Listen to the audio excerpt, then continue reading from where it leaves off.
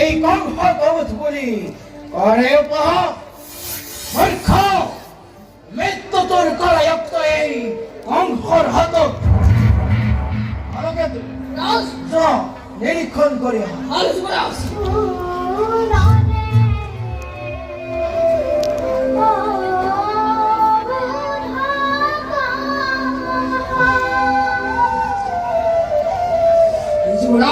আলোকেতু এবারই শিলা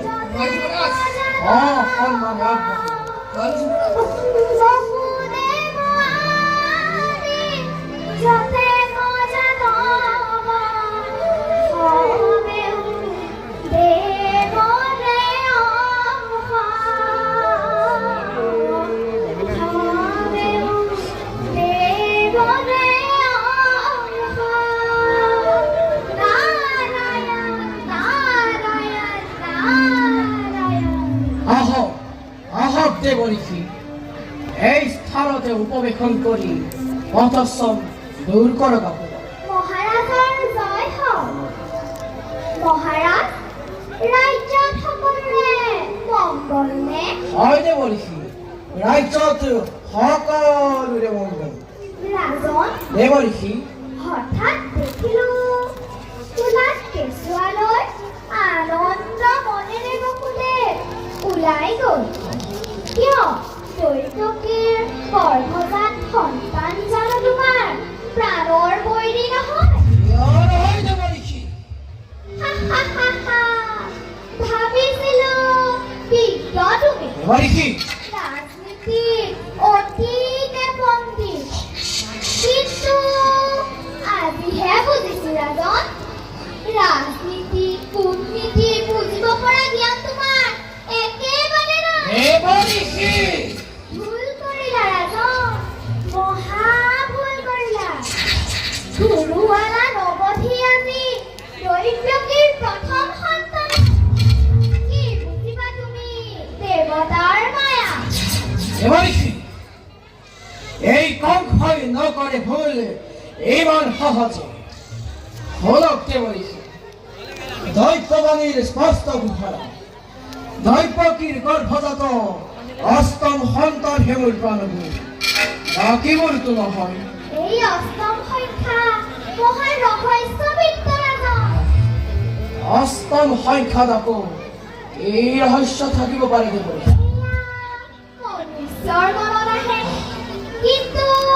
দেৱতাৰ গণনা অতি কৌতুকপূৰ্ণ ৰাজন মৰিষি দেৱতাৰ গণনাত প্ৰথমেই অষ্টম আৰু অষ্টমেই প্ৰথম হ'ব পাৰে ৰাজন এনেকৈ নে মৰিষি এই অষ্টদল পদ্মবাহী ইয়াত যদি প্ৰথমৰ পৰা অষ্টমলৈ তেন্তে আকৌ অষ্টমৰ পৰা যদি প্ৰথমলৈ গণনা কৰা হয় চাবা দেই ৰাজন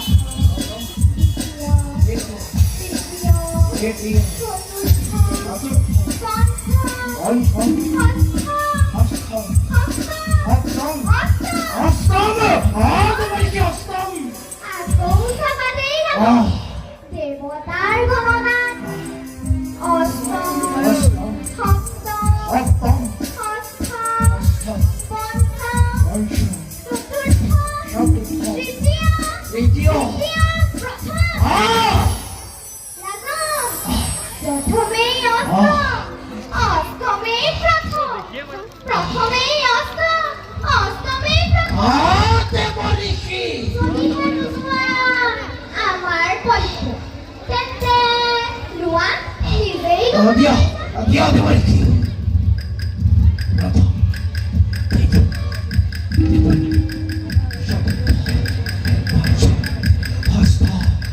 প্রথম